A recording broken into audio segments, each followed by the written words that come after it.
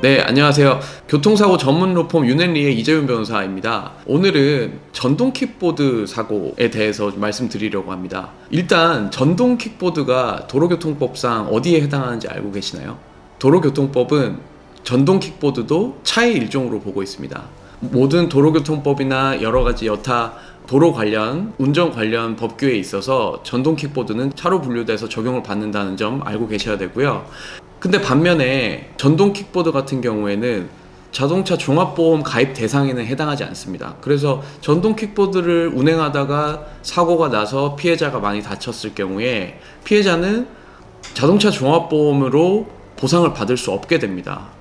경미한 사고 같은 경우에는 별 문제가 없겠지만 전동 킥보드 빠르게 운행하고 전혀 보호장구가 없는 상황에서 사고가 발생하게 되면 머리를 다치거나 해서 부상의 정도가 커지는 경우에 피해자로서는 보상을 받을 길이 없게 됩니다. 특히 이제 전동 킥보드 운행자가 굉장히 부유하고 배상을 충분히 해줄 수 있는 상황이라면 그나마 다행이겠지만 그게 아니라고 한다면 돈이 없어서 뭐 배상을 받을 수 없게 되는 아주 억울한 상황에 처해지게 되는데, 다만 이럴 때는 방법이 하나 있기는 합니다. 조금 미진한 방법이긴 하지만 이런 경우에 피해자는 본인이 가입한 자동차 종합보험에 무보험차 상해보험이라는 제도가 있습니다.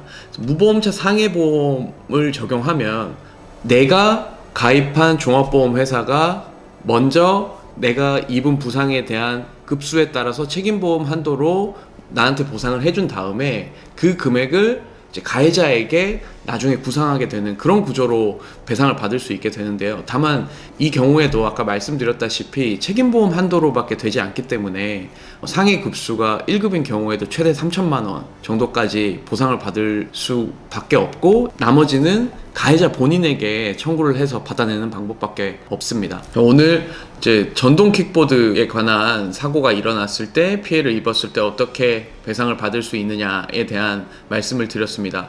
다시 한번 정리를 하면 전동 킥보드는 도로교통법상 차로 분류가 되고, 그렇지만 자동차 종합보험의 가입 대상은 아니어서 내가 피해를 입었을 경우에 종합보험에서 보상을 받을 수 없고, 다만 내가 가입한 자동차 종합보험의 무보험차 상해보험 책임 한도 범위 내에서 피해를 보상받은 다음 그 보험회사가 가해자에게 추후 청구하고, 책임보험 이상의 피해가 발생했을 때는 가해자를 대상으로 소송을 제기하거나 해서 보상을 받는 수밖에 없다는 점 유의하시고, 전동 킥보드를 운행하시는 분들도 항상 조심하셔야 될 것 같고, 도로나 인도에서 전동 킥보드가 보이면 이러한 점 좀 유의하셔서 최대한 조심해야 된다는 점 말씀드리겠습니다.